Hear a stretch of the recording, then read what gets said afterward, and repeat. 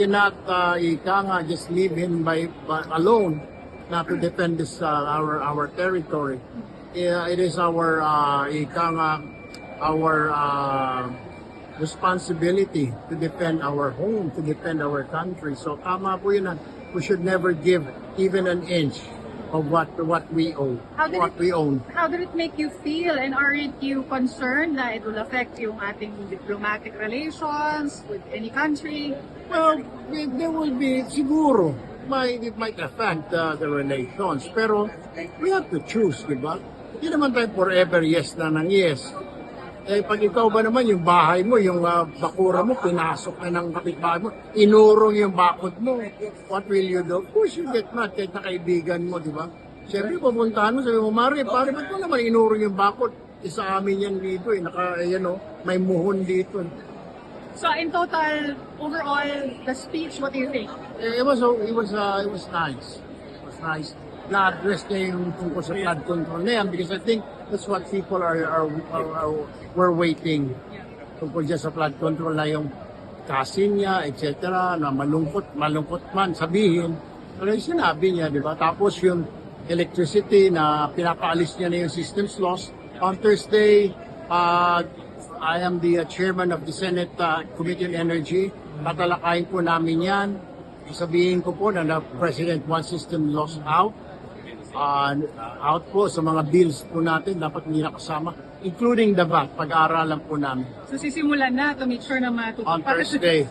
Okay, thank you. Not only that po, next week naman yung oil deregulation law, making sure na may price cap po, na pag nagtaas yung fuel company, alam po ng DOE kung magkano ang kikitain lang, magkano, kasi right now po, bulag po ang gobyerno, hindi pwede makialam.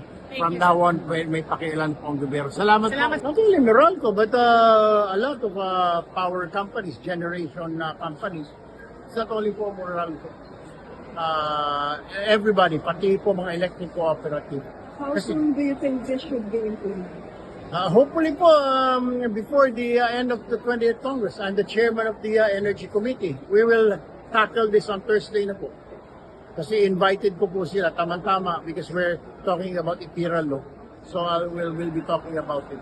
Sir, additional lang sa flood control, very last po. What does it say na nabanggit niya yung talaga nag-veer away si President kay former Speaker Romualdez po? What does it say about the direction of the investigation? Well, the serious. Kasi yung accountability parang nakukulangan ng mga kababayan natin. Bakit yung mataas na opisyal, na parang may tinatago siya. Sinabi niya na kanina, tapos alam naman natin na kinasuhan na ng ombudsman, di ba? So, we'll just have to wait siguro, the result. Pero nasa ombudsman na po yun, kaso. Do you think more congressmen should face the music? Do you think more congressmen should face the music, more charges? The DOJ naman po yun. Wala po sa ombudsman. I found out when I interviewed Ombudsman Remulla said, yung mga karamihan ng congressman nandoon ang kaso sa DOJ, pati yung mga kontraktor. So, ang nakafocus lang yata yung mga matataas na opisyal na Senate and Congress, pagkatapos ilang siniskaya din sa Ombudsman. Pero ibang mga kontraktor doon po sa DOJ. Salamat po.